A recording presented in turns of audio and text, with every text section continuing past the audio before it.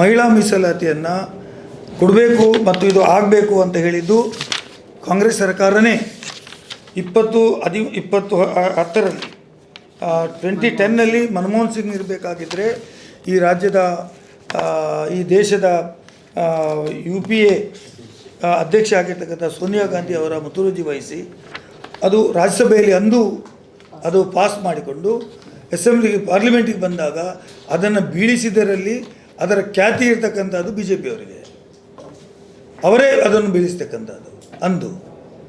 ಹಾಗಾಗಿ ಇವತ್ತು ಅವರು ಸಂತೋಷ ಆ ಬಿಲ್ಲನ್ನು ಮತ್ತೆ ಜಾರಿಗೆ ತಂದಿದ್ದಾರೆ, ಅದನ್ನು ಸ್ವಾಗತ ಮಾಡ್ತೇವೆ. 33% ಮಹಿಳೆಯರಿಗೆ ಲೋಕಸಭೆ, ರಾಜ್ಯಸಭೆ ಮತ್ತು ಶಾಸನಸಭೆಗಳಲ್ಲಿ, ವಿಧಾನಸಭೆಗಳಲ್ಲಿ ರಿಸರ್ವೇಷನ್ ಕೊಡಬೇಕಾದ್ದು ನಾವು ಸ್ವಾಗತ ಮಾಡ್ತೀವಿ. This is the desire of the Congress party also. ಇದು ನಮ್ಮ ದೇಶದ ಕಾಂಗ್ರೆಸ್ ಪಾರ್ಟಿಯ ಉದ್ದೇಶ ಕೂಡ.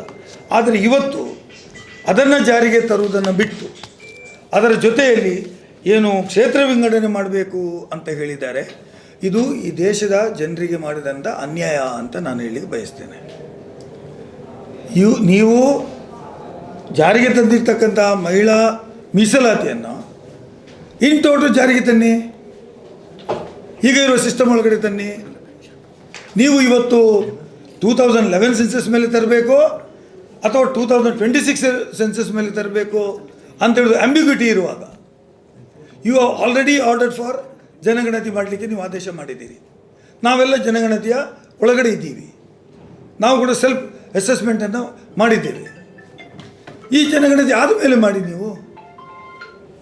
ನೀವು ಬರೀ ಸಂಖ್ಯೆಯನ್ನು ಏರಿಸಲಿಕ್ಕೆ ಪಾರ್ಲಿಮೆಂಟನ್ನು ಕರೆದು ಅಮೆಂಡ್ಮೆಂಟ್ ಮಾಡ್ತಕ್ಕಂಥದ್ದು, ಇದು ನಿಮ್ಮ ಸ್ವಾರ್ಥಕ್ಕಾಗಿ ಮತ್ತು ನಿಮ್ಮ ರಾಜಕೀಯ ಉದ್ದೇಶಕ್ಕಾಗಿ ಅಂತ ನಾನು ಹೇಳಲಿಕ್ಕೆ ಬಯಸ್ತೇನೆ ಮತ್ತು ಇದನ್ನು ನಾವು ಖಂಡನೆ ಮಾಡ್ತೀವಿ.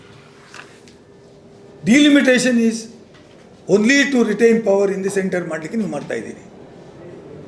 ಇದರಿಂದ ದಕ್ಷಿಣ ಭಾರತದ ರಾಜ್ಯಗಳಿಗೆ, ಅದು ಇರ್ಬೋದು ಕರ್ನಾಟಕ, ತಮಿಳುನಾಡು, ಕೇರಳ, ಆಂಧ್ರ, ತೆಲಂಗಾಣ, ಈ ರಾಜ್ಯಗಳಿಗೆ ಇದು ದೊಡ್ಡ ಅನ್ಯಾಯ ಆಗ್ತದೆ ಅಂತೇಳೋದನ್ನು ಹೇಳಲಿಕ್ಕೆ ಬಯಸ್ತಾ ಇದ್ದೀವಿ. ನೀವು if you are really interested 2026ನ ಜನಗಣತಿ ಆದಮೇಲೆ ಆ ಆಧಾರದಲ್ಲಿ ಡಿಲಿಮಿಟೇಷನ್ ಮಾಡಿ. ನೀವು ಎಂದೂ ಜಾರಿಗೆ ನಾಳೆಯಿಂದ ತರೋದಿಲ್ಲಲ್ಲ.